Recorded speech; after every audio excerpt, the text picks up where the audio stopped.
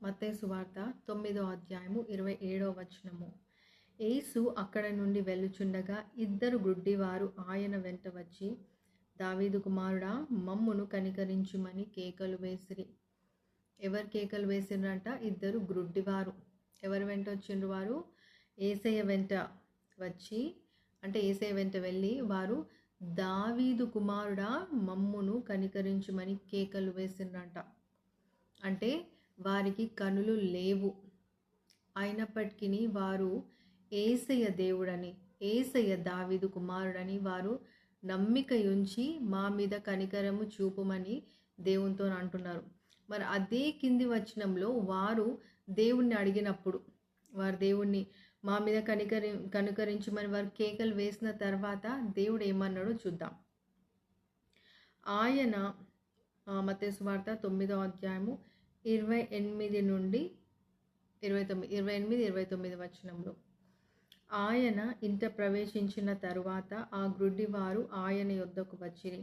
యేసు, నేను ఇది చేయగలనని మీరు నమ్ముచున్నారా అని వారిని అడగగా, వారు నమ్ముచున్నాము ప్రభువా అని ఆయనతో చెప్పిరి. అప్పుడు ఆయన వారి కన్నులు ముట్టి, మీ నమ్మిక చొప్పున మీకు కలుగునుగాక అని చెప్పినంతలో వారి కన్నులు తెరవబడెను. అయితే దేవుడు వారిని అడుగుతున్నంట, మీరు నమ్ముతున్నారా నేను మీ కన్నులను తెరవగలను అని, అంటే మీకు కనుచూపుని నేను ఇవ్వగలనని మీరు నమ్ముతున్నారా అని దేవుడు అడిగినప్పుడు వారు మేము నమ్ముచున్నాము అని అన్నారు ఇక్కడ. అయితే దేవుడు వారిని ముట్టని వారి కన్నులను దేవుడు ముట్టిన వెంటనే వారి కన్నులు తెరవబడనంట.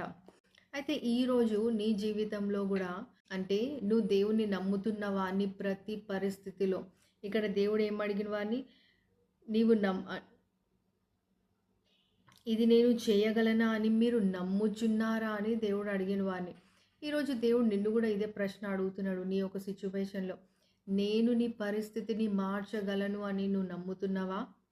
నువ్వు దేవుణ్ణి పరిస్థితి మార్చగలడని నువ్వు నమ్ముతున్నట్లయితే, ఇక్కడ దేవుడు ఎట్లయితే వారి కనుల మీద చేతులు ఉంచగానే వారికి ఆ యొక్క కనుచూపు కలిగిందో, ఆ విధంగానే నువ్వు దేవుని యందు నమ్మిక ఉంచిన ఎడల తప్పకుండా దేవుడు నీ సిచ్యువేషన్ని కూడా తప్పకుండా మారుస్తాడు.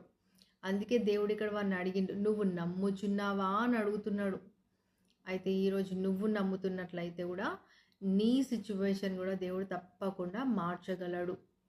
అయితే నువ్వు కూడా ఈ యొక్క గురుడివారిలాగా దేవుడు నీ పరిస్థితిని మారుస్తాడని నువ్వు విశ్వాసం కలిగి జీవిస్తున్నట్లయితే దేవుడు తప్పకుండా నీ పరిస్థితిని కూడా మారుస్తాడు. ఎందుకంటే దేవుడు ఇక్కడ వారిని అడిగింది ఏంటి? నువ్వు నమ్ముతున్నవా అని అడుగుతున్నాడు దేవుడు. అంటే నువ్వు విశ్వసిస్తున్నవా నేను నీ జీవితంలో కార్యాలు చేయగలనని? నువ్వు విశ్వసిస్తున్నవా నీ సిచ్యువేషన్ నేను మారవగలనని? అంటే ప్రతి విషయంలో నువ్వు దేవుణ్ణి నమ్ముతున్నవా అన్నది మాత్రమే దేవుడు అడుగుతున్నాడు ఇక్కడ. అందుకే అంటారు, నీ నమ్మిక చొప్పున నీకు కలుగునుగాక అని. అంటే నీ విశ్వాసాన్ని బట్టి దేవుని జీవితంలో పని చేస్తాడు. సో ఈరోజు నువ్వు నమ్ముతున్నట్లయితే తప్పకుండా దేవుడు నీ యొక్క పరిస్థితులను మార్చి నిన్ను అనేకులకి ఆశీర్వాదకరంగా కూడా దేవుడు చేయగలడు. God bless you.